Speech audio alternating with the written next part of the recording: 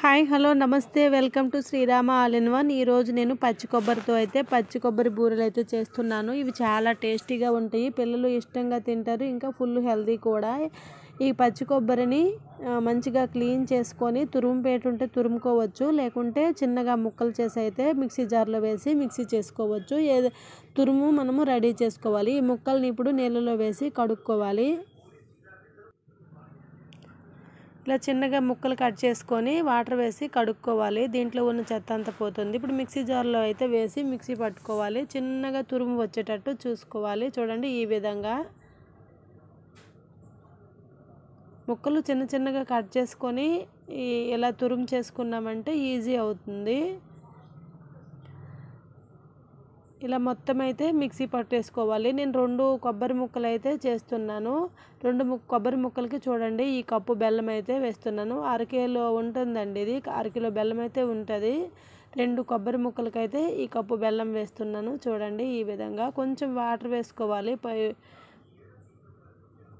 కొంచెం వాటర్ వేసుకొని కలుపుకోవాలి. కలుపుకుంటూ కొంచెం నీళ్ళలో మొత్తం బెల్లం కరిగేంత వరకు ఇలా మరిగించుకొని ఇది వడజాలిలో వేసి వడకట్టుకోవాలి. ఎందుకంటే బెల్లంలో చెత్త పీచు ఏదన్నా ఉంటే, మనకి రాళ్ళు ఏమన్నా ఉంటే జాలీలో వచ్చేస్తాయి.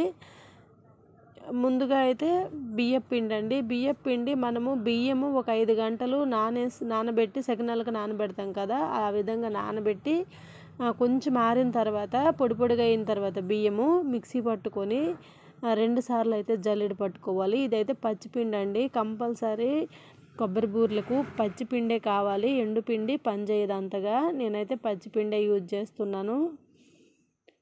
ఇప్పుడు పాకము కరిగింది కదా, మొత్తము కరిగిన తర్వాత చూడండి, 1 నిమిషము పొయ్యి మీద పెట్టుకున్నామంటే పాకము ఇలా కరిగిపోయింది. ఇలా జాలీలో వేసి వడకట్టుకోవాలి.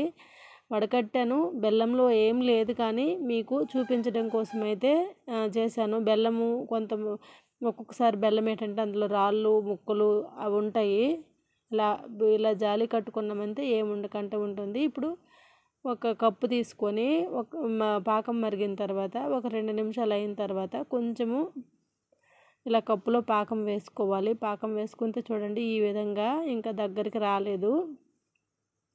మనము పొయ్యి మీద పాకం పెట్టేటప్పుడు కొత్తగా చేసే వాళ్ళమైతే ఊరికే చూసుకుంటూ ఉండాలి. ఎందుకంటే పాకం ముదిరిపోయిందంటే మనం చేసే రెసిపీ కూడా అంత మంచిగా రాదు. అందుకని నేనైతే ఒక 2-3 సార్లు అయితే ట్రై చేశాను. చూడండి, ఈ విధంగా ఇంకొక నిమిషం అయితే సరిపోతుంది. మళ్ళీ కొంచెం వాటర్ వేసి చూశాను అనమాట. పాకం పోతుందేమో భయంకైతే ఇలా చూసుకోవాలి. ఒకవేళ 1 నిమిషం ఎక్స్ట్రా అయినా కానీ గట్టి అయిపోతుంది. అందుకనే 2-3 సార్లు అయితే కంపల్సరీ చూసుకోవాలి. చూడండి, ఈ విధంగా ఇలా రౌండ్ చేస్తే ముద్దు వచ్చేలా చూసుకోవాలి. ఇప్పుడు ఈ కొబ్బరి తురుము అయితే దీంట్లో వేసుకోవాలి. కొబ్బరి తురుము వేసుకొని 1 నిమిషం 2 నిమిషాలు అయితే ఉడికించుకోవాలి. దీంట్లో కొంచెం ఇలాచీ పౌడర్ వేసుకోవాలి. ఇలాచీ వేసాను కానీ వీడియో రాలేదు, అందుకే చెప్తున్నాను. ఇలాచీ వేయాలి. వేసిన తర్వాత 1 నిమిషం 2 నిమిషాలు ఉడికిన తర్వాత కొబ్బరి తురుము ఉడికిన తర్వాత బియ్యపిండి పచ్చి బియ్యపిండిని అయితే ఇలా వేసుకుంటూ కలుపుకోవాలి. ఉండలు కట్టకంట కలుపుతూనే ఉండాలి. 1 నిమిషం 2 నిమిషాలు ఇలా ఉడికి స్లో ఫ్లేమ్లో మంట పెట్టుకొని ఉడికించుకోవాలి. పిండి మనము కొంచెం ఎక్కువ తక్కువ చేసుకోవాలి. ఎందుకంటే పాకంకి ఎంత పిండి పడుతుంది అనేది అంత అవగాహన అయితే ఉండదు కదా. బియ్య పిండి చేసేటప్పుడే కొంచెం ఎక్కువ పిండి అయితే చేసుకోవాలి. బియ్యము ఒక 5-6 గంటలు నానబెట్టి అవి కొంచెం పొడిగైన తర్వాత మిక్సీ పట్టుకున్న పిండి అయితేనే మనకి అరిసెలు కానీ పొంగడాలు కానీ ఈ బూరెలు కానీ ఏవైనా మంచిగా వస్తాయి అన్నమాట. బియ్యం ఎంత నానితే అంత మంచిది. ఇప్పుడు మూత పెట్టుకొని చల్లారనివ్వాలి.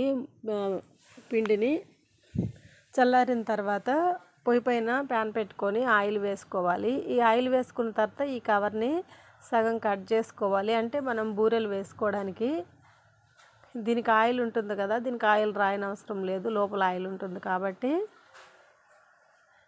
ఆయిల్ వేడయింది.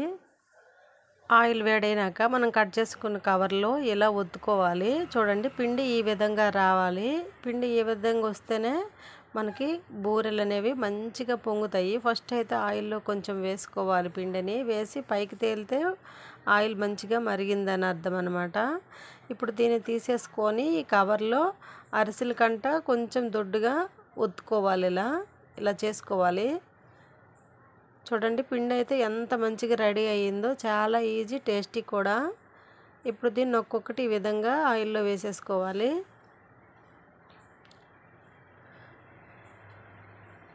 తొందరగా వేగిపోతాయండి, ఎక్కువ టైం అవసరం లేదు. చూడండి ఎంత మంచిగా పొంగుతున్నాయో. ఈజీగా చేసేసుకోవచ్చు. కొబ్బరి ముక్కలు ఒకవేళ 2-3 కనుక పూజకు చేసినవి ఉన్నా, లేకుంటే ఇంటి దగ్గర ఉన్నా ఇలా రెడీ చేసుకున్నామంటే ఇంటిల్లపాది ఇష్టంగా తింటారు. పిల్లలు పెద్దలు అందరూ ఇష్టంగా అయితే తింటారు. చాలా టేస్టీగా ఉంటాయి. మొత్తం ఇలా పిండి మొత్తం వేయించుకోవాలి. చూసారు కదా ఎంత మంచిగా అయితే పొంగాయో. చాలా టేస్టీ కూడా. తప్పకుండా ఒకసారి మీరు ట్రై చేయండి. అన్నీ వేయించుకున్నాక 2 కొబ్బరి ముక్కలకైతే ఇన్ని బూరెలు అయితే వచ్చాయి. మళ్ళీ పాకం గిన్నె కూడా అడుగంటుకోలేదు. చూడండి నీట్గా అయితే ఉంది. నేను ఒక మిస్టేక్ చేశానండి. దీంట్లో నెయ్యి వేసినప్పుడు మీకు చూపించలేదు. పాకం వేసేటప్పుడు 1 స్పూన్ కానీ 2 స్పూన్లు కానీ నెయ్యి వేసుకోవాలి. అప్పుడు వీడియో రాలేదు, అందుకని ఇప్పుడు చూపిస్తున్నాను. మొత్తం అయితే కంప్లీట్ అయిపోయాయండి బూరెలు వేయడము. మొత్తానికైతే చూడండి, ఈ పళ్ళెం నిండుగా అయితే 2 కొబ్బరి ముక్కలకి ఇన్ని బూరెలు అయితే వచ్చాయి. చూసారు కదా ఎంత సాఫ్ట్గా ఉన్నాయో. ఓకేనండి, వీడియో కనుక నచ్చితే ప్లీజ్ లైక్ చేయండి, షేర్ చేయండి. మరిన్ని వీడియోల కోసం ఛానల్ని సబ్స్క్రైబ్ చేసుకోండి ఫ్రెండ్స్. మా ఛానల్లో అన్ని వీడియోస్ ఉంటాయి. మా ఛానల్ని సపోర్ట్ చేసి ఈ వీడియోకి అయితే ఒక లైక్ ఇవ్వండి. కావాలనుకునే వారికి షేర్ చేయండి. Okay, thanks for watching.